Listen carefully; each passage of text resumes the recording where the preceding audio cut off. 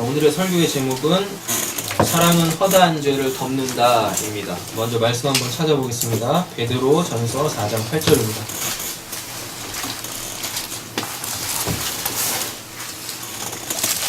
베드로 전서 4장 8절 말씀 보겠습니다. 찾으셨나요? 아멘. 네, 같이 읽겠습니다. 무엇보다도 더욱더 서로 사랑할지니 사랑은 허다한 죄를 덮느니라. 아멘. 네. 사랑은 허다한 죄를 덮는다라 그러죠. 네. 그래서 십자가가 하나님의 사랑의 확증이죠. 네. 십자가로 말미암아 우리의 죄가 다 속죄되어졌으니까요. 사함을 받았으니까요. 그래서 하나님이 사랑이시다라고 했을 때 하나님만이 우리의 죄를 이렇게 사하실 수 있다, 용서하실 수 있다라는 의미입니다. 오늘 이제 그거를 우리에게 이 본문이 보여주고 있는 거예요. 그러니까 단순히 저희가 지금 보고 있는 이 18절부터 27절의 말씀을 그냥 노아가 술 먹고 술 취한 거, 또 뭐 그 아들 중에 뭐 왜요? 함이 뭐 했다, 그리고 또 뭐 셈하고 야벳은 또 그럼 덮어줬다. 단순히 이런 거 생각하시면 안 되고, 하나님께서 우리를 구원하시는데 어떻게 구원하셨는가? 그리고 구원받은 사람들이 하나님 나라에 온전히 들어가기 전 이 역사 속에서 이 땅에서 어떠한 삶을 살게 되어질까에 대한 것을 말씀하고 있는 겁니다. 아셨죠? 자, 보겠습니다. 방주에서 나왔죠. 우리는 지금까지 계속 노아 방주 본문을 통하면서 이 방주가 뭔지를 알았어요. 방주가 뭐죠? 노아를 구원한 거죠. 하나님의 그 무서운 홍수 심판으로부터 노아를 건져낸 거예요. 그럼 우리는 그걸 이제 구원이라 그러잖아요. 근데 사람이 구원받는 방법은 딱 한 가지밖에 없어요. 예수로만 구원을 받아요. 그래서 이 방주는 누구다? 예수죠. 그렇죠? 그러면 방주에서 나왔대요. 이게 방주에서 나왔다라는 말이 뭔 말이냐면 이 방주가 낳았다라는 거예요. 엄마가 아들을 낳듯이 이렇게 방주가 품고 있었던 것을 이제 너희는 살았어, 이제 너희의 삶을 살아야지라고 세상으로 이렇게 쭉 출생시키는 걸 지금 방주에서 나온이라고 성경이 지금 얘기하고 있는 겁니다. 그래서 우리도 다 예수가 낳았어요. 우리도 방주에서 다 나온 자들이에요. 그건 뭘 이야기하는 겁니까? 우리 이미 구원받았죠. 그런데 아직 우리의 영원한 본향으로 안 가고 지금 이 역사 속에 살고 있잖아요. 저 그걸 얘기하는 거예요. 방주에서 나왔다라는 게 누가 나왔어요? 노아의 아들들은 이라고 되어 있죠. 노아가 나왔다라고 안 그러죠? 노아는 언제 나와요? 이 본문 안에서 노아가 나왔어요. 노아의 아들들이 나왔어요. 노아는 언제 나와요? 맞죠? 8장에 나오죠? 노아가 나와서 노아가 한 일이 뭐였었어요? 제단을 쌓고 제사를 드렸잖아요. 맞잖아요. 그러니까 이제 누굴 이야기해야 될 차례인 것 같으세요? 그 아들들을 이제 이야기할 거란 말이에요. 왜? 아들이 의미하는 게 뭐니까?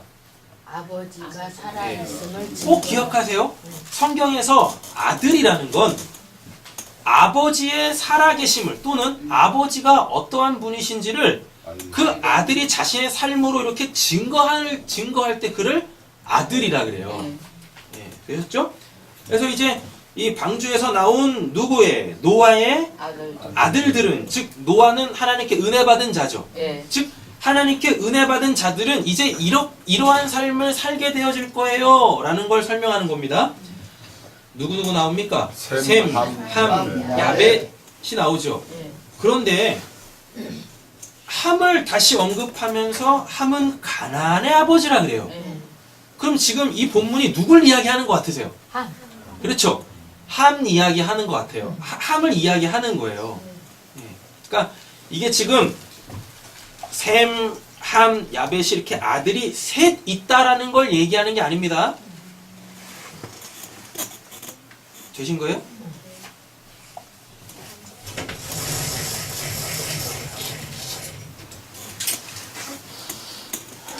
노아가 은혜 받은 자죠? 네. 은혜 받았어요. 그럼 이게 뭔 뜻이죠? 이게 구원받았다는 뜻이죠? 네.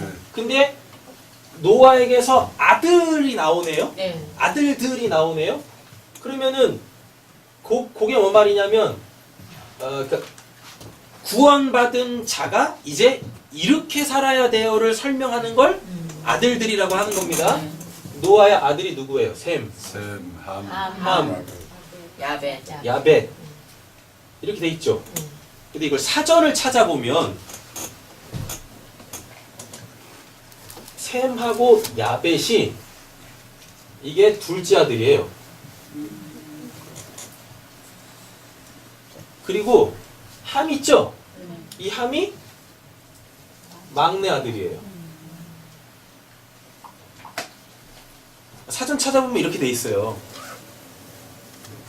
그러니까 누가 첫째고 누가 둘째고 누가 셋째고 요 지금 차서를 얘기하는 게 아니라 셈하고 야벳이 둘째고 두 번째고 함이 마지막이란 뜻이에요.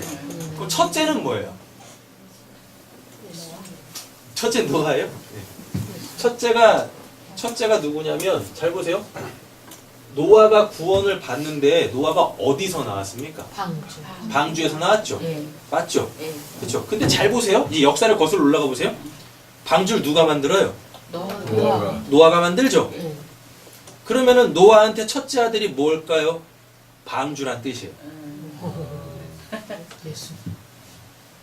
노아의 첫째 아들이 방주예요.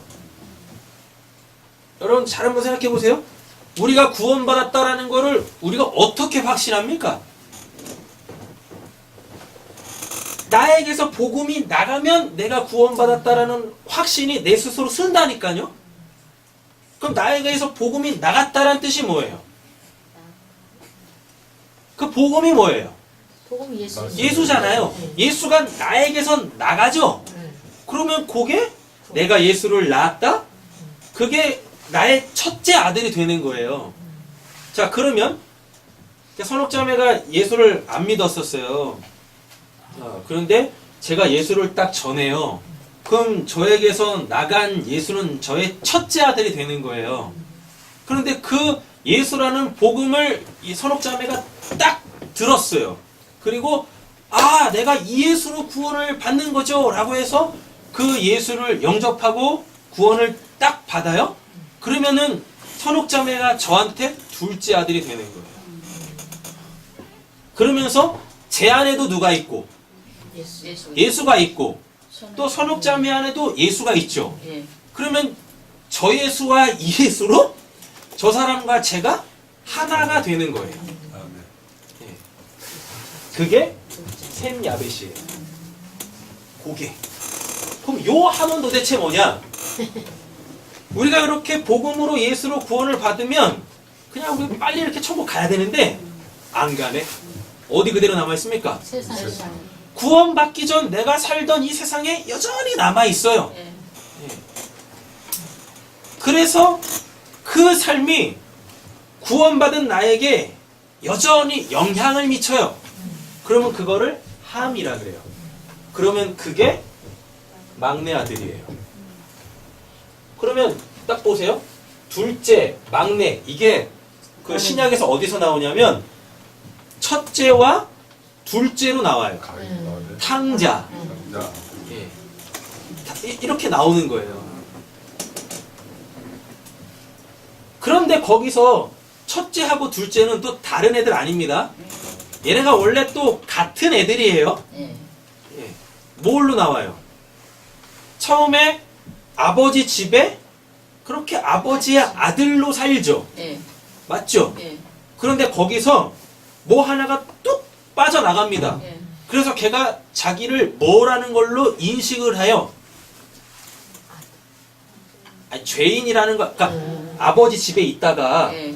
어떤 한 놈이 이렇게 나가잖아요. 네. 근데 걔를 둘째라 그래요. 네. 여기서 이 둘째 얘기하는 거 아니에요. 예.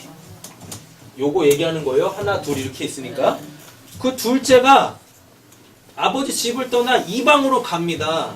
이방으로 가니까 그제서야 자기가 어떠한 자인지를 깨달아요. 죄인이라는 걸 깨닫죠. 그러니까 죄인이라는 걸 깨달으니까 반드시 뭘 찾게 되어져 있어요? 구원을 찾게 돼 있죠. 그래서 생각해 보니까 내가 구원받을 수 있는 유일한 길은 나를 사랑하는 어디? 아버지 집밖에 없네. 그래서 돌아오죠. 예. 돌아왔더니 그 안에 누가 있어요? 큰 아들이 있죠. 첫째 아들이 있죠. 예. 근데 걔가 뭘 합니까? 불평. 함짓을 합니다. 뭐로? 불평. 집 나갔던 둘째 아들을 죄인으로 폭로시켜요. 죄인으로 폭로시킨다니까요. 그거를 율법이라 그러잖아요. 되신 거죠? 네. 지금 제가 드리는 말씀 다 이해하신 거죠? 네. 그러니까 자꾸만 첫째는 누구, 둘째는 누구, 셋째는 누구, 그리고 첫째가 뭘 의미하는지, 둘째가 뭘 의미하는지, 요거를, 그러니까 이런 것들을 좀 이렇게 버리고 하나님께서 우리를 구원하시는 그 구원이라는 걸로 이렇게 좀 이해를 하세요. 아멘. 되셨죠? 특별히 탕자 비유 같은 경우에 아들이 둘이 있는 게 아니라 이게 짝으로서의 아들이에요. 그럼 얘네가 하나란 뜻이에요.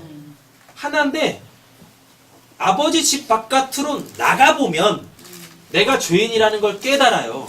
그래서 아버지 품으로 다시 돌아와 구원을 받으면 여전히 뭐가 남아있어요?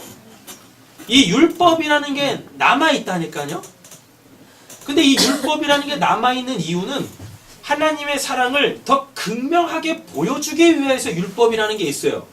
그리고 이 율법이라는 건 반드시 폐해지는 게 아니라 사랑이라는 걸로 내 안에서 완성이 되어져야 되는 거예요. 그래서 우리의 구원이라는 건 묵시 속에서는 이미 이루어져 있는데 묵시 속에서는 이미 완성이 되어져 있는데 우리가 살고 있는 이 피조세계 이 역사 속에서는 이게 이루어져 가야 돼요. 오늘 좀 이따 이제 본문을 볼 건데 빌립보서에 나옵니다. 너희의 구원을 이루라라 그래요. 이미 구원을 받은 자가 무슨 구원을 또 이뤄요? 뭐 두 번째 구원을 받아야 되나? 그게 아니라니까요. 묵시 속에서는 이미 영원 속에서는 이미 우리가 구원을 받았어요. 근데 이 역사 속에서는 그 우리 안에 율법이라는 것이 사랑으로 완성되어질 수 있도록 그렇게 우리 보고 열심을 다하여 살라라 그래요. 거듭난 자의 삶을 살라라 그래요. 좀 이따 이제 말씀 보면서 설명드릴게요. 이 부분을. 자, 오늘 18절 다시 보면 방주에서 나온 노아의 아들들은 셈과 함과 야벳이며 함은 가나안의 아버지라 라고 이야기합니다. 함을 언급하는 이유는 이 가나안 때문에 그렇습니다. 가나안 때문에 함을 왜 다시 언급할까요? 이 가나안이 반드시 우리가 정복해야 될 곳이기 때문에 그렇습니다. 근데 이 가나안이요, 하나님이 약속해 놓으신 땅이에요. 거기가 우리가 본향이거든요. 근데 거기가 지금 어떤 곳이냐면 우상천지예요. 그러니까 우리가 구원을 받으면 갑자기 하나님 나라가 쫙 펼쳐지는 게 아니라 이제부터 너 삶 속에 있는 그 가나안이라는 우상들을 다 파해. 그것들과 전쟁해서 그것들을 싸그리 몽땅 다 진멸해, 없애. 그러면은 하나님 나라가 보일 거야 라는 거예요. 그래서 분명히 하나님께서 가나안 땅으로 들여보내면서 이스라엘 백성들을 가나안 땅에 들여보내면서 거기서 뭐 못하게 하십니까? 싹 죽여서. 거기에 있는 것들을 남녀노소 짐승까지도 싹 다 진멸하라 그래요. 그래야 거기가 뭐 되니까? 하나님이 약속하신 그 이스라엘이라는 하나님의 나라가 되니까요. 지난번에도 한번 설명드린 바가 있는데 셈, 함, 야벳, 가나안을 다시 한번 정리해 드릴게요. 셈의 이름의 뜻은 그냥 이름이란 겁니다. 이름. 예, 셈이라는 단어가 이름이라는 뜻이에요. 근데 이 이름이라는 게 뭐냐면 요렇게 생겼어요. 이렇게 생겼는데 그래서 이걸 쉔 이렇게 읽는데요. 이게 이렇게 깨달아진, 올바른, 그러니까 껍질이 벗겨진, 그래서 진리가 이렇게 드러난 그 상태, 그 속에 게 드러난 상태예요. 요게.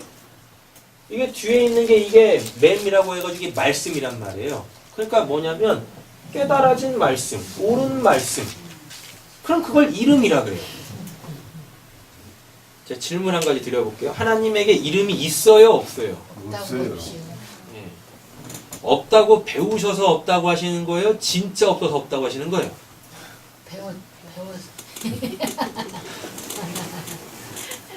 배웠으니까 없는 거리다. 하나님의 이름이 있어요. 하나님의 이름이 있다니까요. 근데 여러분들께서 전 양반이 또 미친 소리 하고 또 유심히. 근데요. 야래. 만약에 여러분들께서 이게 하나님의 이름입니다라고 어떠한 것을 딱 말해버리면 그거 하나님 아니에요. 그래서 하나님의 이름이 없어요. 그래서 제가 말씀드리는 게 요한계시록에 나오잖아요. 우리한테 그 이름을 주신대요. 근데 그 이름의 내용이 뭔지를 이렇게 표기된 명기로 안 가르쳐 준다니까요. 그 말이 뭐겠습니까? 이름은 있는데 없는데 있단 얘기예요.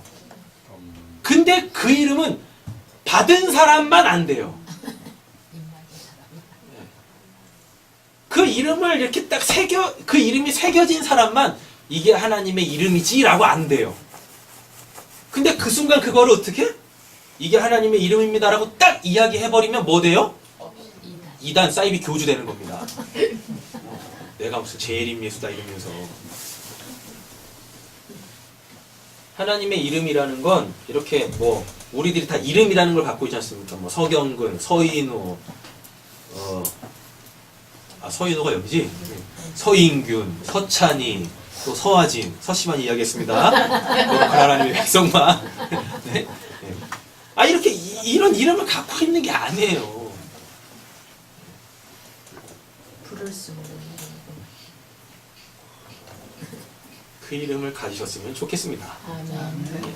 셈이 그거예요. 그러면은 이 셈이라는 이 단어의 뜻이 이름인데 그 이름이라는 게 가지고 있는 진짜 의미가 뭐냐면 진리다라는 뜻이에요. 그래서 셈이 진리의 아들인 거예요. 그래서 이 셈의 족속으로부터 이 셈의 후손으로부터 누가 나오냐면 예수가 나오는 거예요. 길이요 진리요 생명이신 그 예수가 이 셈에게서 나오는 거예요. 근데 이 셈이 둘째 아들입니다. 왜 둘째 아들이냐? 노아가 그 첫째 아들로 구원을 받거든요. 그 첫째 아들이 누구니까? 예수, 방주니까. 방주로 구원을 받아요. 그러면은 노아가 방주로 구원받았다라는 것이 설명이 되어야 돼. 뭘로? 아들들로. 그게 셈이라는 얘기예요. 노아야, 너가 진리를 알았구나. 그러면 그게 노아의 아들 셈이라니까요. 여러분들이 만약에 방주, 예수로 구원을 받게 되어지면 여러분들이 셈 되시는 겁니다. 왜? 방주가 예수라는 걸 알아먹었잖아요. 그럼 여러분들이 이미 둘째 아들 셈 되는 거예요. 진리를 깨닫게 되어졌다라는 겁니다. 자, 근데 야벳도 둘째 아들이에요. 왜냐하면 이 진리가 하는 일이 있어요. 뭐냐면 우리를 야벳으로 만들어요. 야벳의 뜻이 뭐냐면 연합입니다. 연합. 하나됨. 그래서 26절 27절 보면 셈의 하나님 여호와를 찬송하리로다 가나안은 셈의 종이 되고 하나님이 야벳을 창대하게 하사 누구 장막으로 들어가게 합니까? 셈의 장막. 셈의 장막으로 거하게 하세요. 이 연합이라니까요. 그래서 셈과 야벳은 다른 애가 아니에요. 하나의 하나. 진리로 하나됨. 그럼 그게 둘째 아들이에요. 그게. 그럼 둘째 아들이 갖는 의미는 첫째 아들로 입양된 그 아들. 첫째 아들로 하나님의 생명을 유업으로 받는 그 상속자들이란 뜻이에요. 근데 이 상속자들에게 뭐가 있냐면 함이라는 게 있네. 요 함의 뜻이 뭐냐면 육체의 정욕으로 뜨거워지답니다. 그래서 성경에 그 신약으로 가보면 뭐 나와요? 육체의 정욕, 안목의 정욕, 이생의 자랑으로 살지 마라. 육체의 정욕을 거스려라 라고 얘기합니다. 그 육체의 소욕을 다스려라, 그것과 싸워 이기라라 그래요. 그래서 이 함이 누구의 종이 되냐면 셈의 종의 종이 되는 거예요. 종이에 종. 그러니까 제발 여러분들의 그 육체의 정욕은 여러분들이 다스릴 수 있는 종이라니까요. 제발 그거에 이렇게 매여서 쫓겨서 지면서 살지 마세요. 우리는 이 육체의 소욕, 즉 구원받기 전에 그 삶을 다스릴 수 있다니까요. 우리한테는 그 권세가 있어요. 요한복음 1장 12절에 뭐라 그래요? 그 첫째 아들로 구원받은 자, 그 이름을 믿는 자, 진리를 깨달은 자는 하나님의 자녀가 되는 권세를 주셨대요. 하나님의 자녀로서 살 수 있는 그 힘과 능력이, 그 지위가 우리에게 주어졌다라 그래요. 옆에 계신 분을 축복하겠습니다. 당신은 하나님의 자녀입니다. 자녀입니다. 또 축복하세요. 자녀답게 살 수 있으세요. 자녀답게 살 수 있으세요. 되셨죠? 네. 문자는 넣어드렸으니까 셈, 함, 야벳에 관련되어져 있는 그 말씀, 특별히 함에 관련되어져 있는 말씀을 쭉 찾아서 꼭 확인을 해보세요.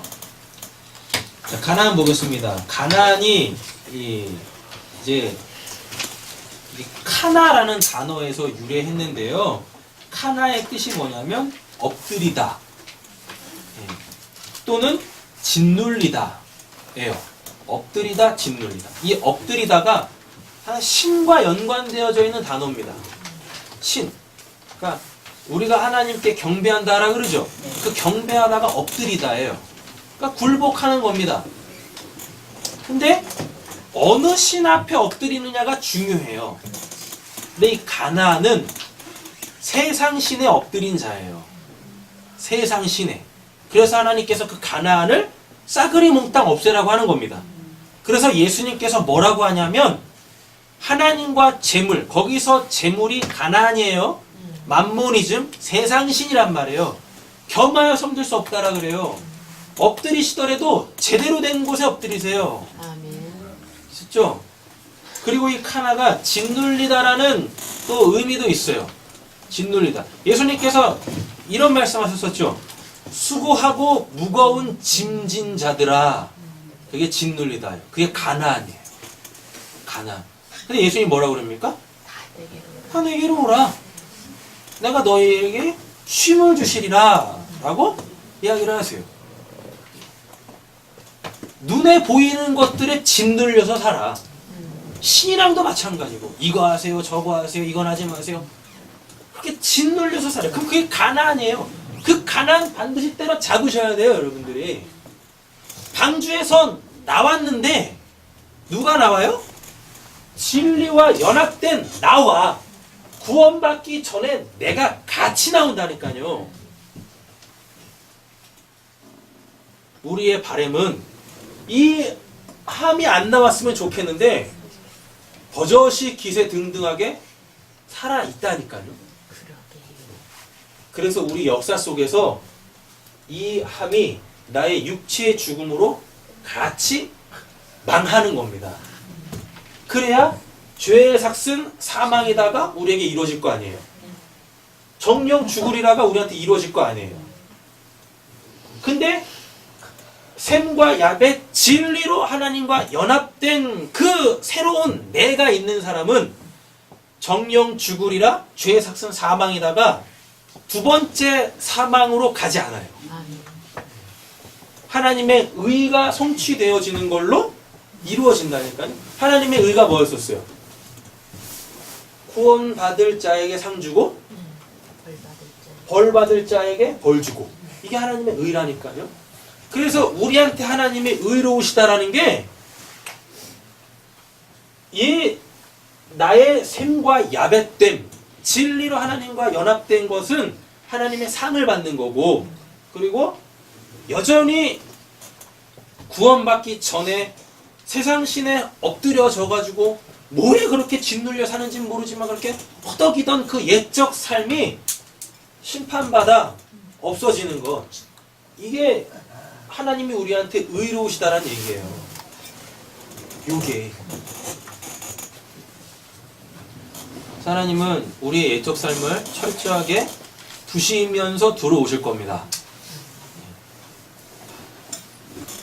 철저하게 부시면서. 그러나 그렇게 내 옛적 함이 하나님에 의하여 깨어져 갈 때 노아에 의해서 저주받잖아요. 그렇게 저주 속으로 끌려 내려갈 때 오히려 우리는 뭐를 볼 수 있게 되어지는 거예요. 내 안에 샘과 야벳, 진리로 연합되어진 나. 그래서 여기에 소망을 두는 거예요. 여기에. 자, 이 가나안이라는 단어가 성경 여러 곳에 쓰이는데 특별히 에스겔 17장 4절, 호세아 12장 4절에 보면 장사하다, 속이다 라는 것으로도 사용이 되어집니다. 가나안의 원래 단어가 갖고 있는 뜻은 천하게 된이에요. 비천하게 되어진, 비루하게 되어진 이라는 뜻이에요. 가나안이라는 뜻이. 여러분 잘 한번 생각해 보세요. 아니 방주에서 나온 자가 어떻게 그렇게 비천해질 수가 있어요? 어떻게 천해질 수가 있어요? 그럼 요 천하다의 의미가 뭔지 아세요? 이게 참 신기한 게 모든 역사가 비슷한 것 같아요. 지금은 그 대학 학과 중에 이렇게 고득점을 맞아야 갈 수 있는 학과군에 속해 있는 데가 경제학과죠. 경제학과 점수 되게 높아요. 그치, 인우야? 경제학과 막 법대 이 정도 수준이에요. 굉장히 높아요. 근데 우리 그 역사 속에서 상인들이 천시 받았던 때가 있었죠. 맞죠? 이렇게 뭘 가지고 거래를 하면 고대 시대 때는 그게 비천한 자였어요. 천한 자였었어요. 이 가나안이란 단어가 성경에 여러 곳에 쓰이는데 그 문맥을 보면 이렇게 장사하는 자 또는 속이는 자, 그게 가나안이에요. 그럼 그게 비천한 자예요. 천한 자예요. 그래서 하나님은 우리랑 거래 안 하세요. 그래서 이사야서 같은 데 보면은 돈 없는 자들 와서 사 먹어라 그래요. 이게 경제 학상, 이게 말이 되는 겁니까? 돈이 없는데 어떻게 사 먹어? 그럼 뭐 그냥 주는 거잖아요. 그래서 하나님이 우리한테 은혜 주시는 거예요. 은혜 베푸신다고 하는 거예요. 예, 값없이 주신다고 하는 거예요. 근데 지금 이 세상 보세요. 이 세상의 논리가 뭡니까? 다 거래하고 또 정상적인 거래도 없어. 다 속여서 내 이윤 더 챙기려고 하잖아요. 그게 가나안이에요. 장사는 원래 속여야 그대로 사세요 그냥. 사세요. 맨날 그러죠. 뭐 밑지고 판다고. 거짓말도 잘해. 안 그래요? 어떤 장사치가 밑지고 팝니까? 또 뭐 본전치기 한다고요? 본전치기 할 때도 있지. 안 팔리면 본전치기 해야지. 그런다고 하세요. 이 함이 의미하는 게 그렇게 하나님의 은혜를 모르고 자꾸만 하나님과 이렇게 거래하려고 하는 자, 그게 가나안이에요. 그게.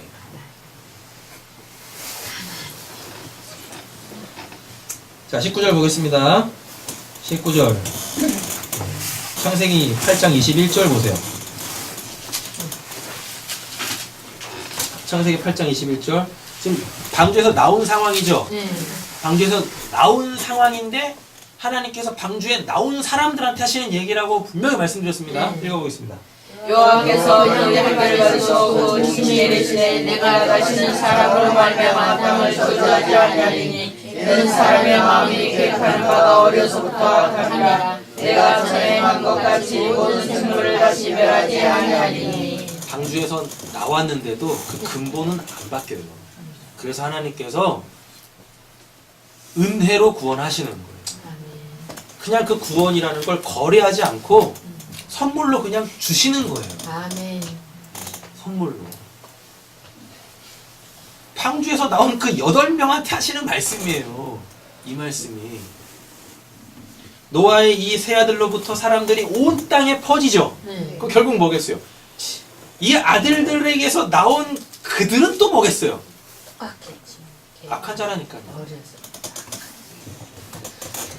사람에게서는 결코 의인이 나올 수가 없습니다.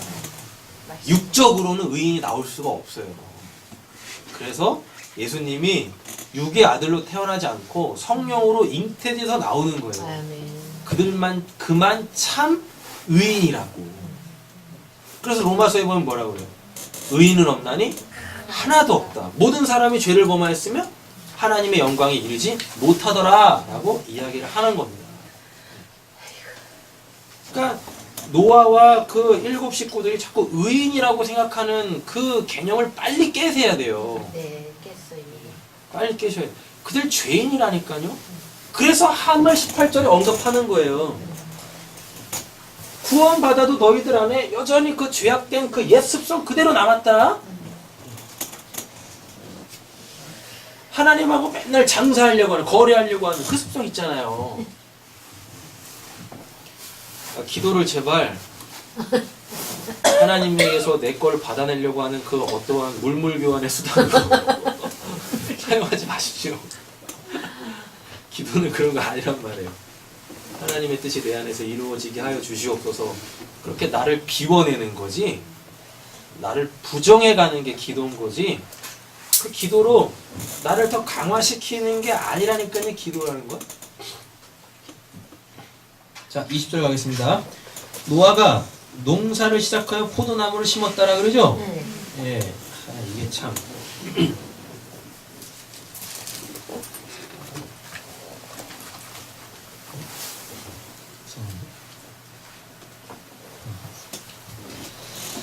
자, 헬라 원문으로, 히브리어 원문으로 직역 한번 해볼게요. 어떻게 돼 있냐면, 노아가 흙에 구멍을 내서 포도원을 세웠다라고 되어 있습니다. 근데 여기서 원래 포도원도 아니에요. 그냥 고귀한 땅이에요. 그러니까 쉽게 말하면 이렇게 잘 정돈된 정원이 있죠. 그거예요, 그거. 그럼 그거 어디밖에 없어요? 에덴 동산밖에 없어요. 에덴 동산. 하나님 보기 좋으신 곳. 근데 우린 이걸 이제 포도원으로 바꾼 거예요. 이게 이제 뒤쪽으로 가면 구원과 연관되어져서 이 단어가 이제 포도원이 되는 거예요. 근데 원래 지금 오늘 이 본문 안에서는 그냥 그 에덴 동산 뜻하는 거예요. 관리가 되어져 있는 그 정원이라는 거거든요. 자, 그럼 이게 뭐냐면 이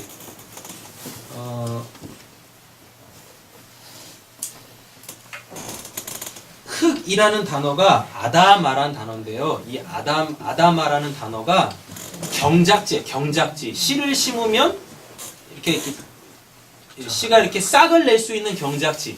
근데 이것도 굉장히 재밌는데,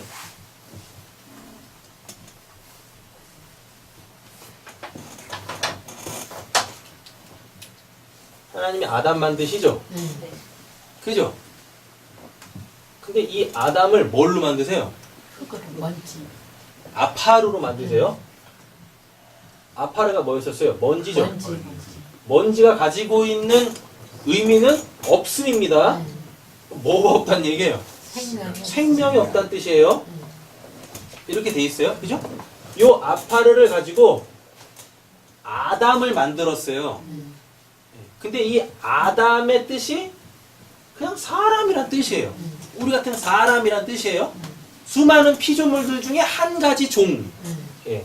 근데 이 아담이란 단어에서 뭐가 나오냐면 아다마라는 단어가 나옵니다. 그러면 요게 붉은 땅이 돼요. 그럼 이거를 경작지라 그래요. 씨를 심으면 나는 거. 근데 여기서 이 붉은이 이게 뭐냐면 이게 죄를 상징하는 거예요. 죄를 상징하는 거. 쉽게 말하면 이게 뭔 말이냐면요. 내가 죄인이라는 걸 깨달았을 때, 그래서 내가 아파르로 만들어진 그 사람, 내가 그 죄인이라는 걸 깨달았을 때 하나님께서 이 아담아에다가 복음이라는 생명의 씨를 심습니다. 그러면은 이 죄악된 땅에서 새로운 그 하나님의 나무가 자라요. 생명나무가. 노아가 이거 했다는 얘기예요. 20절이.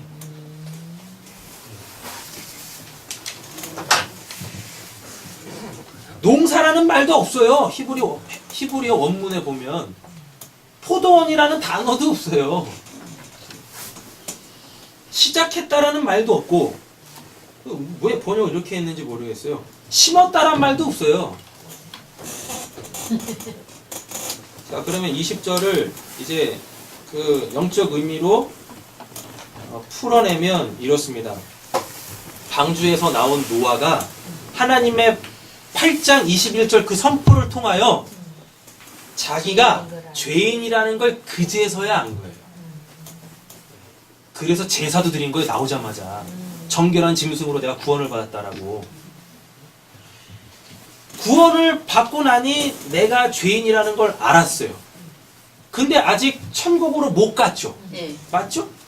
그리고 이 땅에 남겨져 있는 자기의 모습을 보니까 하나님은 이 땅에 나의 이 인생이라는 걸 통하여 하나님께서 하나님의 구원을 이루려고 하는구나. 그럼 그게 경작지예요. 그게 아담아예요.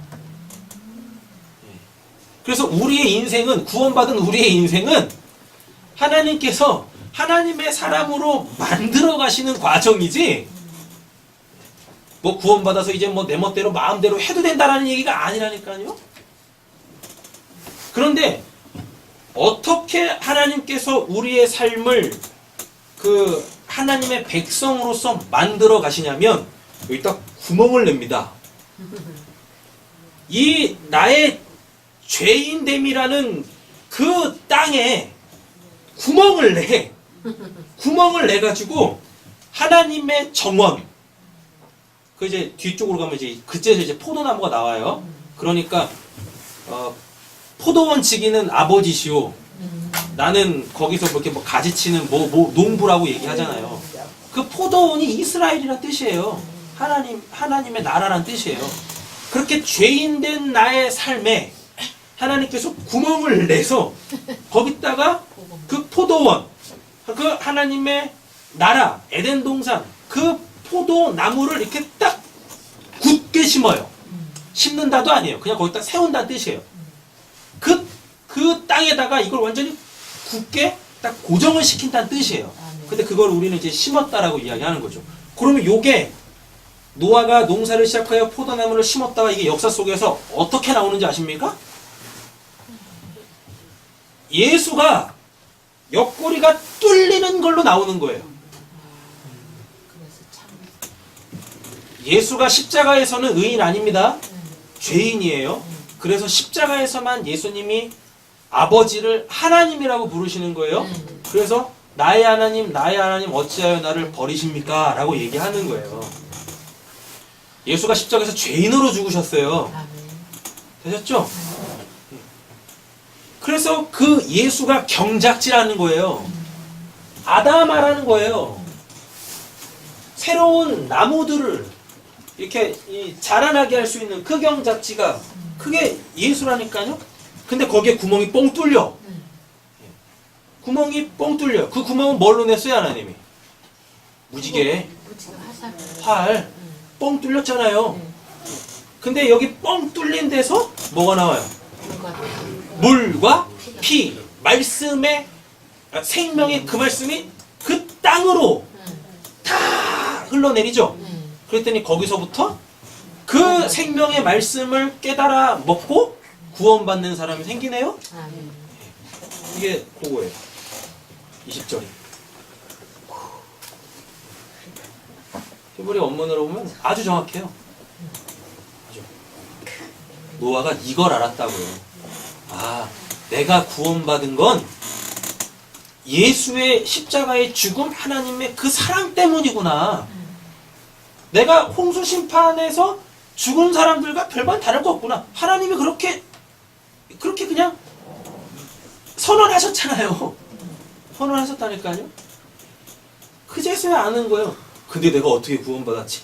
아, 내가 방주 만들어서 구원받은 게 아니구나. 죄인된 나 때문에 엄한 정결한 짐승이 죽음으로 내가 구원을 받은 거구나.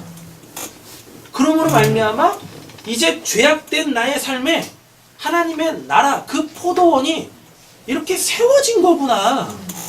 그거 이해했다고요. 20절이. 아, 지금 다 알아먹고 계시는 거죠? 아멘. 네, 알아먹었어요. 네. 우리의 삶 속에서도 요 포도원이 세워지기를 간절히 소원합니다. 아멘. 포도원. 자, 21절 보세요. 21절 보면 포도주를 마시고 취하여 그 장막 안에서 벌거벗은지라 라고 되어져 있네요. 맞죠? 네. 이게 이제 두 가지 의미로서 보셔야 돼요. 한 가지만 잡으시면은 좀 위험하실 수 있어요. 한쪽으로 편향되어질 수 있으니까 두 가지 측면에서 다 같이 보셔야 될 게 있는데, 포도주를 마셨습니다. 이 포도주는 어디서 나와요? 포도원에서 나오죠. 이 20절에 포도원에서 나오죠. 그럼 그 포도원이 뭐였었어요? 하나님의 나라죠. 그럼 그 하나님 나라에서의 그 산물이 뭡니까? 그게 포도주잖아요. 그럼 그게 뭐예요? 기쁨이라니까요. 이게 이사야 60장에 나오죠. 기쁨의 화관을 씌워준다고. 하나님의 나라에는 뭐밖에 없어요? 기쁨밖에 없어요. 기쁨. 근데 그 기쁨이 뭐라 그랬었죠? 기쁨이 뭐라 그랬었어요? 기쁨은 남자가 장가 가가지고 여자가 시집 가서 하나 되어지면 그 연합에서 나오는 걸 기쁨이라는 거예요. 하나님 나라가 성취됐다고. 이 포도원이 하나님 나라잖아요. 하나님 나라가 내 안에 세워졌잖아요. 그래서 예수님이 그랬다니까요. 아, 하나님의 나라가 여기 있다 저기 있다 하지만 너희 안에 있어, 네 안에 있어라고 하는 거예요. 죄악된 내 삶의 구멍을 뽕 뚫어놓으시고 거기다 하나님께서 하나님의 나라를 침노해 놓으셨다니까요. 그럼 그 하나님의 나라에서부터 당연히 뭐가 오겠어요? 아, 내가 구원받은 자입니다. 항상 기뻐함이 있겠죠. 그래 데살로니가전서 5장에 항상 기뻐하라 나오는 겁니다. 날마다 포도주 드세요. 아멘. 날마다 포도주 드세요. 제발 와인 마시고 해롱해롱 되지 마시고 하나님 나라 그 구원의 기쁨에 취하시라고요. 노아가 구원받음의 기쁨을 마셨어요. 마셨어요. 그리고 어떻게 해요? 그 장막, 여기서 중요한데, 그 장막 안에서라 그러죠? 이 장막이 출애굽기로 가보면 이게 성막입니다. 오헬이라고 해가지고. 하나님께서 이 장막을 거니신대요. 거니신다는 의미가 뭐겠어요? 보호하신다니까요. 근데 지금 노아가 그 장막, 여러분 잘 들으셔야 돼요. 장막 바깥에 있으면 안 됩니다. 그 장막 안에서 하나님의 그 집 안에서 하나님의 그 구원의 기쁨의 포도주를 마셔요. 아멘. 그러면 이제 뭐 어떻게 해야 돼요? 벗어야지. 벗어야죠. 왜? 하나님한테 부끄러운 게 없죠. 죄가 용서됐는데 뭐 하나님한테 부끄러운 것이 있어가지고 뭘 가리고 있습니까? 그래서 옷을 벗는 거예요. 그럼 어디로 들어가요? 어디로 돌아가요? 창세기에 그 2장으로 돌아가는 거예요. 범죄하기 전 그 상태로 돌아가는 거예요. 아무것도 입고 있지 않아도 부끄럽지 않은 그 상태로 돌아가는 거예요. 그러면 그걸 의의 옷을 입었다라고 한다니까요. 의의 옷을 입었다. 근데 의의 옷을 입었다라는 게 하나님과 나와에서 나를 가리는 그 어떤 게 없다라는 겁니다. 그럼 이게 또 어디서 나오냐면 수건이 벗겨지다에서 나와요. 지금 우리들 마음속에 수건이 있대요. 그래서 하나님의 말씀을 아무리 이야기해도 그걸 진리로 깨닫지 못한대요. 그러니까 그 수건 좀 거두래요. 그 수건 좀 거두래요. 아멘.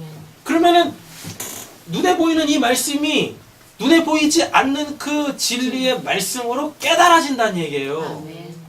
그래서 모세가 하나님의 말씀을 진리로 선포할 때는 그 얼굴에서 수건을 이렇게 뭐죠? 벗었다라 그런다니까요. 근데 그 말씀을 전하진 않을 때 어떻게 해요? 가렸어. 그 수건으로 다시 얼굴을 가렸대요. 왜 얼굴을 가려요? 사람이라는 게 그렇습니다. 보면 자기들이 다 기준이 돼가지고 그걸 자기는 나름대로 다 해석을 해. 그래서 베드로후서에 뭐라고 하냐면 모든 예언의 말씀을 사사로이 풀지 말라라 그럽니다. 그냥 보이는 대로 보지 마라고 한다니까요. 수건이 벗겨진 상태에서 그 진리로 들어야지 라고 얘기를 한단 말이에요. 여러분 말씀이 안 들려주시면 마음에 수건들이 있으신 거예요. 여러분 그 수건 빨리 걷어달라고 기도하셔야 됩니다. 아멘.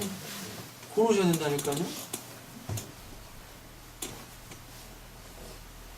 제발 이런 거 저런 거 이상한 걸로 수건 덮지 마시고 성경은 수건을 벗겨야 되는데 수건을 계속 덮네.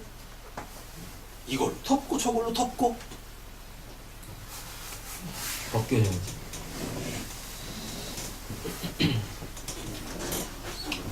자 보겠습니다. 포도주를 마시고 취하여 그 장막 안에서 벌거 벗은지라. 이게 첫 번째 영적 의미로는 무엇이냐면 하나님의 구원이 이루어진 자에게는 하늘의 기쁨이 주어져요. 그 구원받음에 참된 기쁨이 주어져요. 그리고 하나님하고의 막힌 담이 없어요.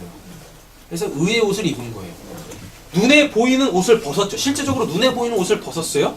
눈에 보이는 옷을 벗었다라는 것은 그거는 의의 옷을 입었다라는 겁니다. 근데 어디 안에 있습니까? 장막 안에 있으니까. 근데 장막 밖으로 나오면 굉장히 남사스러워집니다.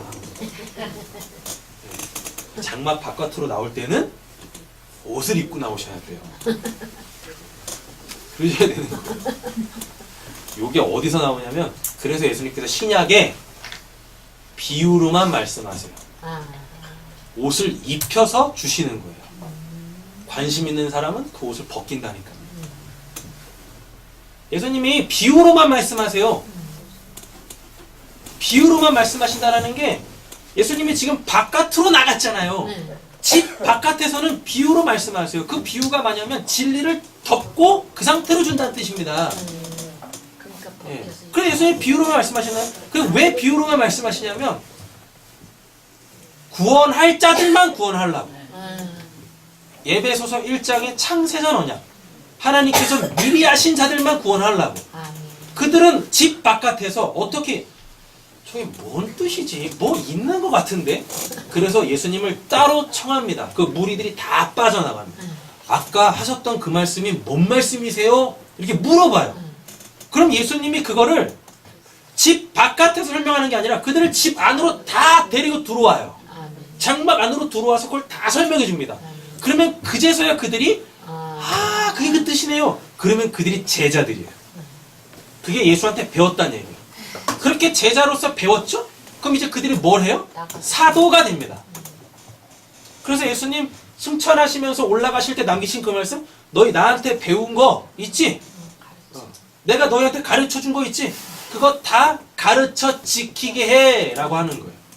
그게 우리예요. 그래서 지금 노아가 일부러 그거 하고 있는 거예요. 가르쳐 주고 있는 거예요. 아들들한테. 일부러. 되셨죠?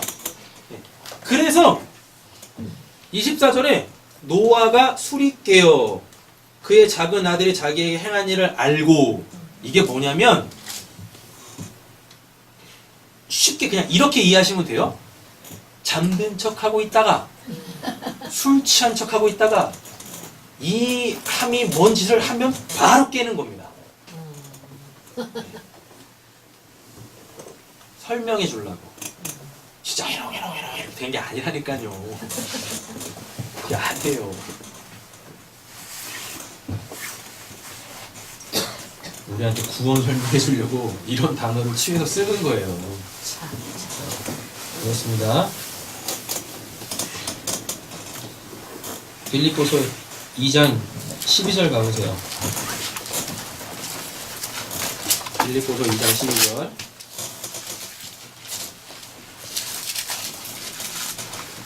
찾으셨죠? 아멘. 읽겠습니다. 그러므로 나의 사랑하는 자들아 너희가 나 있을 때뿐 아니라 더욱 지나 없을 때에도 항상 걱정하여 두렵고 열리로 너희 구원을 이루라. 아멘. 나의 사랑하는 자들아 라고 하니까 이미 구원 받은 자죠. 아멘. 너희가 나 있을 때뿐 아니라 더욱 지금 나 없을 때에도 항상 무엇하고 복종하여 두렵고 떨림으로 뭐하라 그래요? 너희 구원을 이루라라는 거죠. 이미 구원 받은 자들한테 무슨 구원을 이루라 그래요. 이 구원을 이루라라고 했을 때 이 이루라라는 이 단어가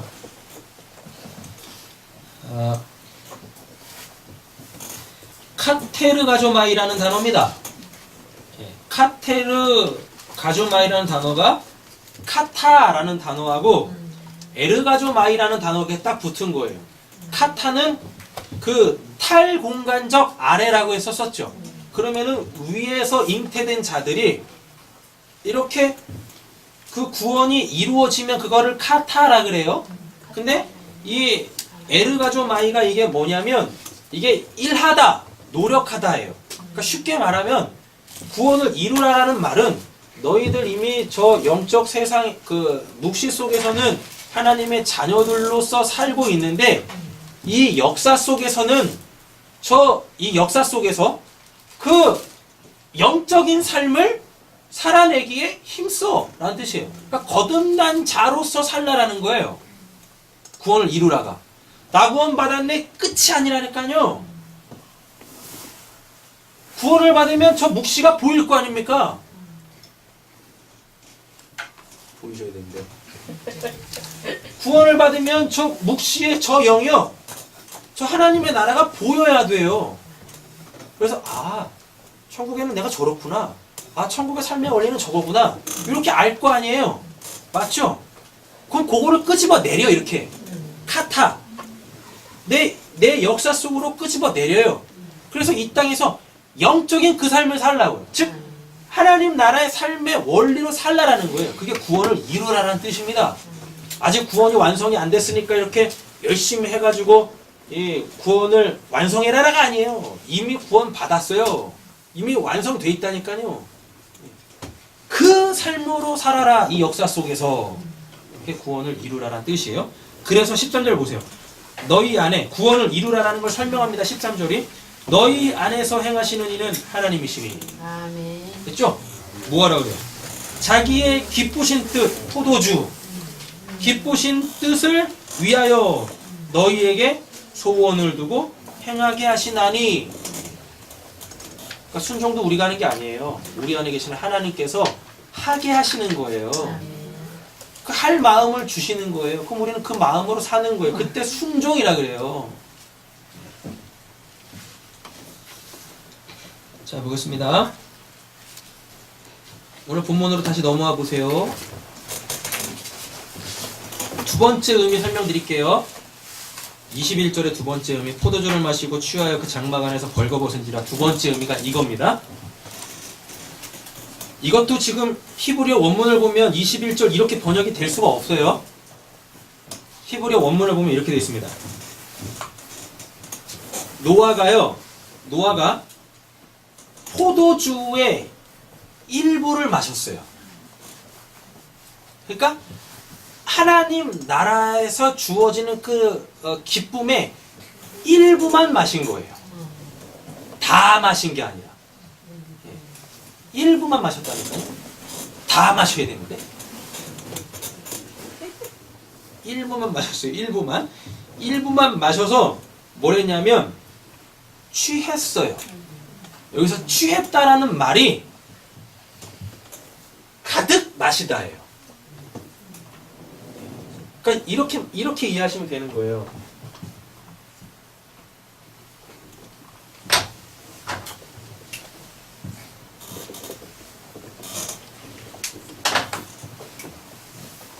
하나님 나라가 이렇게 있겠죠. 그럼 이게 기쁨이겠죠. 보이시는 거죠? 네. 기쁨이죠. 그럼 노아가 이걸 다 마셔야 돼요. 근데 지금 노아는 역사 속에 있죠.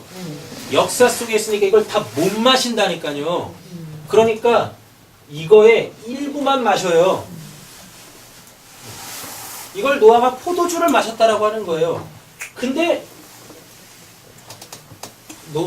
노아가 이거를 다 담아내지 못하고 이 일부분만 이렇게 마셨습니다. 근데 이걸 가득 채웠어요. 그러니까 노아가 채울 수 있는 건 다 채웠다는 얘기예요. 그게 취했다예요. 그러니까 술 먹고 해롱해롱 됐다는 거 아니에요. 노아가 채울 수 있을 만큼 다 채웠다 입니다. 근데 문제는 함이 이걸 보죠. 이거를 다 봐야 되는데 요 일부분만 봤네. 요 일부분. 그럼 여기서부터 오해가 생겨요. 오해가. 마치 이런 겁니다. 여기만 보고 빙산의 일각만 보고 얼음덩어리 이만하네 이렇게 이해하는 거 똑같은 거예요. 빙산은 어때요? 이 물 밑에 엄청나게 큰 게 이렇게 있잖아요. 그러니까 함이 노아의 역사 속에서 노아가 그 기쁨을 취하는 그 육신적 모습을 봤다는 얘기예요. 그러니까 뭘 봤다는 얘기입니까? 술 먹고 벗고 있는 그 모습을 봤다는 얘기예요. 근데 그 노아가 술 먹고 벗은 그 모습은 원래 이거 얘기하는 거죠. 그죠? 네. 이걸 보지 못하고 저놈의 아버지가 술 먹고 저 뭐 하는 짓이야 저거? 노아는 기쁨을 누리고 있는데 노아는 기쁨을 누리고 그 의미도 알고 기쁨을 누리고 있는데 함은 그 일부만 보고 있다니까요. 그래서 노아가 포도주의 일부만 마셔 그걸 가득 채웠다라고 하는 거예요. 지금 21절이 그걸 이야기하고 있습니다. 그리고 여기서 발가벗었다라고 돼 있죠. 제가 오늘 이렇게 사전을 찾아봤는데 발가벗었다하고 벌거벗었다하고 차이가 뭐게요?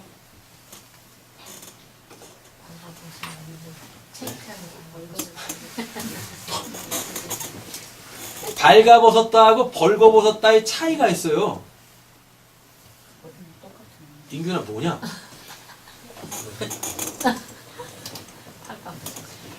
발가벗다는요 옷을 벗을 때 발가벗다라고 그러고 벌거벗은 건 알몸이 드러날 때까지 옷을 다 벗을 때 그걸 벌거벗었다는 거예요. 국어 사전에 있어요. 찾아보세요. 이게 지금 설교 준비하면서 히브리어 사전을 막 찾고 있는데 어디서는 벌거벗었다라고 그러고 어디서는 발가벗었다라고 돼 있다니까요. 그래서 이게 오탄가 그리고서 국어사전 찾아봤더니 뜻이 달라요. 그죠? 우리 그냥 같은 말을 알고 있죠. 한국말 진짜 어려워. 진짜. 이거 뭐 헬라어 히브리어 사전 찾으려면 이거 국어사전을 먼저 찾아야 되니 한국 사람이 한국말도 잘 몰라가지고요. 참 어렵더라고. 근데 21절에서 노아가 벌거벗었다라고 했을 때 이 벌거벗었다가 알몸이 드러날 때까지 다 벗었다라는 뜻이거든요. 근데 그 뜻이 의미가 뭐냐면 알아먹어라예요. 어떤 것을 알려줄 때 다 벌거벗었다 성경에서 그 단어를 써요. 갈라라는 단어. 벌거벗었다가 갈라라는 단어인데 이 갈라가 어떤 것을 알려주다. 그러면은 다 벗어야 돼. 왜? 하나님 앞에 우리는 이제 부끄러운 게 없어. 우리 이제 죄인? 아니야. 다 보여줬어요. 그걸 그냥 역사 속에서 이렇게 표현한 거예요. 우리 이제 하나님 앞에 부끄러운 거 없어. 이렇게 알려준 건데 그거를 일부만 보고 있네. 내용으로 보지 못하고 그것만 보고 있네요. 그러니까 어떻게 해요? 당신이 지금 부끄러운 짓을 하고 있습니다. 하나님한테 지금 당신이 범죄하고 있습니다. 라고 이해해버린 겁니다. 눈에 보이는 그대로 판단해 버린 거예요. 그걸 죄라 그래요. 죄. 함이 봤다라 그러죠. 그래서 봤다가 라아라는 단어인데 이 라가 뭐냐면 이게 죄짓다예요. 이게 악이에요. 악.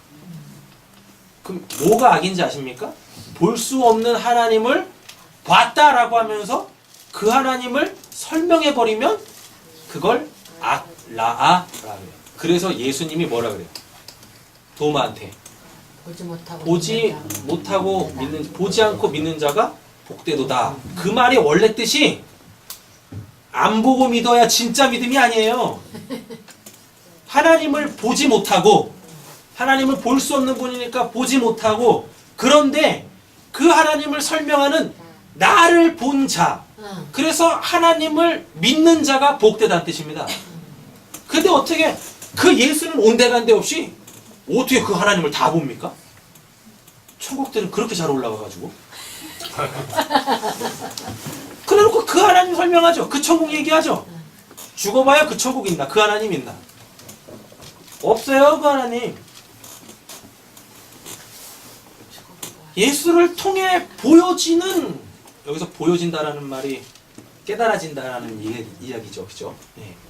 예수를 통해 깨달아진 그 하나님이 믿어져야 복되다라는 거예요. 아니 어떻게 안 보고 믿어요? 보지 않고 믿는 자가 복되도다? 그럼 맹신이지. 근데 꼭 그렇게 그냥 신비의 그 영역, 하나님 자체가 신비입니다. 미스테리온이라고 해가지고 하나님 자체가 신비인데 그 신비스러운 하나님을 이야기해버리면, 그리고 그 하나님을 경험해야 한다라고 이야기해버리면 경험주의가 어떻다느니? 그러면서 무슨 꼭 끄집어내는 말이 그거잖아요. 보지 않고 믿는 자가 복되더라고. 참, 왜 이렇게 신앙이 빈약한 거예요?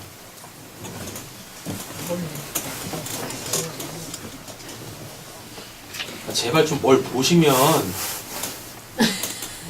저기 이렇게 올라갔다 이렇게 오시면, 아니면 또 내려갔다 이렇게 오시면 제발 그건 얘기하지 마세요. 그 여러분들이 본 거 그 진리 아니에요. 참으로 실존하고 실체하는 거 아니에요. 하나님이 우리 수준에서 그냥 알려주시는 거예요. 그걸 통하여서 하나님이 진짜 뭘 알리시려고 하는지 그 내용을 찾아야 되는데 다 그것만 이야기하고 있어요. 천국에 갔더니 이렇대더라, 지옥에 갔더니 이렇대더라. 근데 왜 제가 갔다 온 천국은 그런 천국이 아닌 거예요? 뭐예요 도대체? 그것만 얘기해. 그리고 마치 그런 거 이렇게 좀 얘기하고 경험 이렇게 하면은 신령한 것처럼, 믿음 좋은 것처럼, 영적인 것처럼. 귀신들입니다. 귀신들. 다 한들이라니까요. 봐서 그것만 얘기하는 거. 그게 뭔 뜻인데요? 몰라.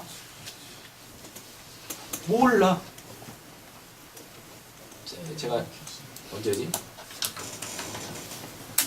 어디에서 이렇게 예배 인도하다가 예배가 끝나고 이제 같이 기도를 했는데 어떤 분이 입신에 들어가셨어요.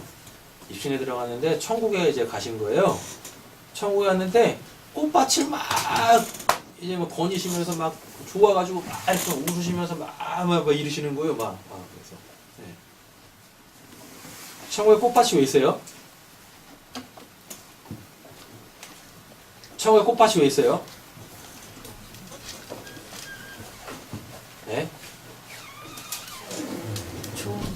김소월의 진달래꽃 찍는 거예요?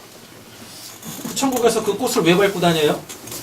사뿐히 지려 밟고 가시렵니까? 만약에 누군가가 천국에 가서 꽃을 봤다라고 하면 그게 뭘 뜻하겠습니까? 아이 또 공식화 시키지 마세요. 천국에 갔다가 꽃 보면 이거더라. 그럼 제발 공식화 시키지 마시고. 만약에 천국에서 꽃을 봤어요. 그럼 그 뭘 뜻하는 거겠어요? 성경에 꽃은 예수밖에 없습니다. 잘 생각해보세요. 꽃이 져야 열매가 맺히잖아요. 그래서 예수가 우리한테 샤론의 꽃인 거예요. 광야에 피는 꽃인 거예요, 예수가. 우리 보고 무화과라 그러죠? 왜? 우리한테 꽃이 없어요. 무화과 뭐예요? 꽃이 없는 열매. 예, 그 사람은 꽃이 없는데 어떻게 열매를 맺습니까? 그 무화과는 열매예요, 꽃이에요? 이것도 아니고. 이것도 아니고 저것도 아니고. 열매를 먼저 맺어. 무화과 열매를 먼저 맺고 꽃은 나중에 맺어요? 아니요, 꽃 열매 속에 꽃이 있는데 빨간. 무화과 열매 속에 꽃이 있어요? 또 꽃 같은 거 꽃이 있잖아요. 꽃술 같은 거. 무화과는 열매 자체가 꽃처럼 보일 때 그걸 무화과라 그래요. 그래서 무화과가 꽃처럼 생겼잖아요. 이렇게 생긴 거. 벌어졌을 때 꽃이 아, 우리 오늘 처음 가본 시장님 가게요. 무화과 어떻게 생겼는지 보게요. 무화과 자체가 열매죠. 네. 근데 그거 잘 보면 꽃처럼 생겼어요. 이렇게 쭉 벌어지면 꽃처럼 생겼다니까요. 꽃봉오리처럼 생겼어요. 그래요. 근데 그게 엄밀히 따지면 꽃도 아니고 뭐 열매도 아니에요. 그래서 무화과라 그래요. 꽃이 없는 과일이라 해가지고. 근데 자연 법칙상 꽃이 있어야 열매가 맺혀요. 그래서 우리 보고 무화과라 그래요. 그럼 뭐겠어요? 우리가 열매가 되려면 예수 사랑. 예수라는 꽃이 져야 돼요. 십자가에서. 근데 그 모양이 어때요? 꽃도 꽃 같다니까요. 그래서 우리를 그리스도인, 예수인이라고 하는 겁니다. 아하. 아하. 너무 오늘 본문하고 상관없는 것들을 너무 많이 얘기하네. 빨리 끝내야 되는데. 되셨죠? 21절 되셨죠? 네. 네, 두 가지 의미가 있습니다. 복음에 합당한 삶을 살아야 되고요. 첫 번째는. 그리고 또 그 구원을 어떻게 받는지가 역사 속에서 설명되어지는 게 21절이에요. 자, 22절. 22절은 한마디로 독사의 새끼, 바리새인. 바리새인은 분리주의자입니다. 뭔가를 분리해내는 거 자꾸. 외식하는 자, 또 율법주의, 은혜를 모르는 자, 사랑하지 않는 자를 설명하는 거예요. 셈, 야벳이 뭐 어때요? 옷을 가져다가 자기들의 어깨에. 여러분 생각 한번 해보세요. 옷을 가져다가 어깨에 매요? 이 단어가 고스란히 어디 쓰이는지 아세요? 그거 저기 어린 양, 네. 잃어버린 양 찾아 어깨에. 네, 메고. 어깨에 매고. 또 내 멍에를 메고 내게 배우라. 이럴 때 사용되어지는 이 관용어를 그대로 여기다 쓰는 겁니다. 그리고 요게 또 어디서 나오냐면 베드로가 낙향에서 갈릴리에서 물고기 잡고 있을 때 물고기 못 잡아요. 네. 근데 물 바깥에서, 거기 물 없는 곳이죠. 네. 맞죠? 물 바깥에서 예수가 뭐라 그래요?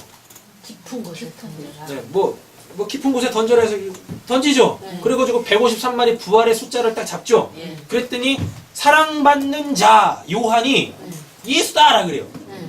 그랬더니 베드로가 그 걷어. 배에서 못하고 여기서 나오는 요 옷이 겉옷이라는 단어 똑같습니다. 네. 베드로가 그 겉옷을 주워 입고 물속으로 뛰어들어가 수영을 쳐서 물 밖으로 나와요. 다 똑같은 개념이에요. 근데 이 옷이 뭐냐면 큰 옷이에요. 큰 옷이 뭐냐면 이게 이 사람을 다 덮는 거예요. 어느 일부만 덮는 게 아니라 사람을 다 덮을 수 있을 정도로 큰 옷. 그래서 사람들은 이 옷을, 이 겉옷을 이불 대용으로 썼어요. 그래서 겉옷을 뺏어가면 얼어 죽어요. 밤에 광야에서. 그래서 겉옷은 뺏는 게 아니에요.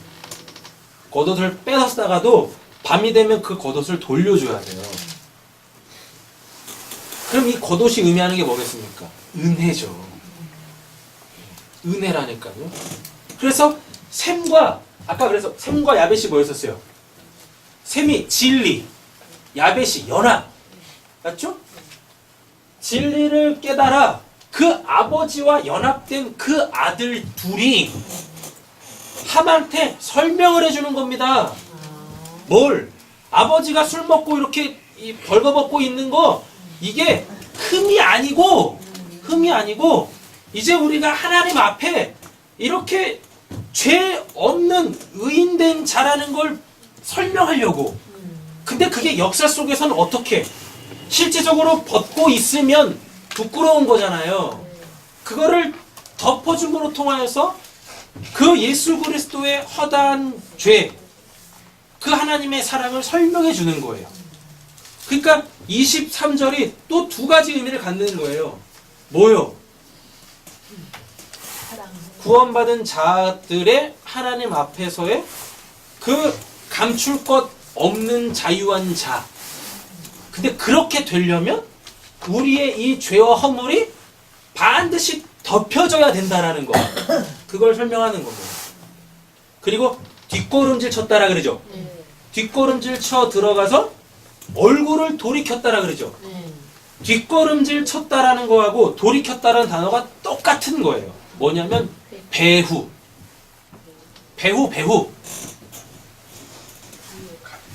감추어져 있는 그 어떤 것. 그러니까 지금 옷을 가지고 옷을 어깨에 메고 이게 뒷걸음질 쳤다라는 건 이게 지금 배후에 감추어져 있는 의미가 있다라는 겁니다. 하나님의 은혜 설명한다고요. 십자가의 은혜 설명한다고요. 그래서 요 뒤 또 돌이켜라는 단어가 어떤 의미가 있냐면 먼 훗날 미래에. 그럼 십자가가 지금 이 역사 속 이 시간에서 한참 후대의 거죠. 그렇지. 그거 설명하는 거예요.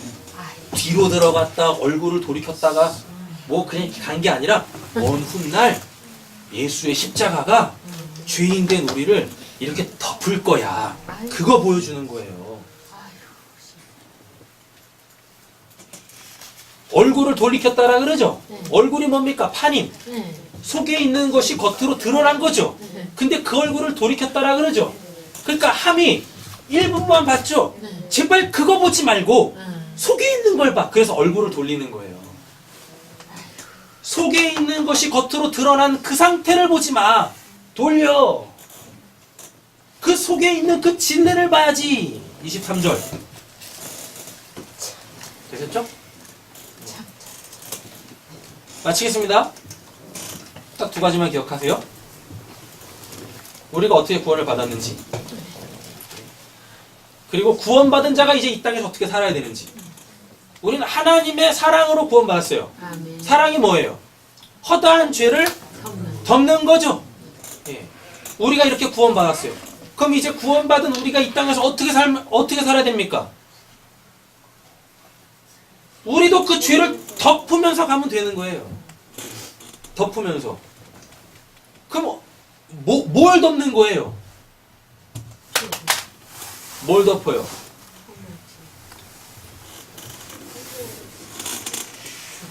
네, 맞아요. 덮으려면 먼저 벌거벗겨야 될 거 아닙니까? 그잖아요. 덮을 수도 없는 걸로 덮고 있는 무화과 나무로 치마해 입은 그거 벗기시고 하나님이 가죽옷으로 입히시잖아요. 그걸 사랑이라 그러잖아요. 지금 세상에 있는 심지어 교회도 그런 것 같아요. 교회에도 너무 많은 성도들이 다 무화과 잎으로 자기의 그 수치스러운 죄를 다 가리고 있다니까요. 종교적 행위 이런 걸로. 그럼 뭐 어떻게 해야 됩니까? 그거 벗겨서 어떻게? 그 가지고 그 예수의 십자가의 그 복음으로 그들을 덮어요. 용서해요. 그래서 하나님의 사랑이 이거다라는 걸 알려요. 이게 이 땅에서 우리의 삶의 유일한 목적이 되어줘야 돼요. 여러분, 그래서 복음을 선포할 때는 반드시 복음을 듣는 자가 죄인으로 폭로가 되어줘야 됩니다. 그럼 그 사람이 어찌할 바를 모르겠죠. 그럼 예수의 복음으로 그를 덮으세요. 그래서 사랑이신 하나님을 증거하시면 됩니다. 누가 본문이 얘기하는 게 이겁니다. 기도하겠습니다.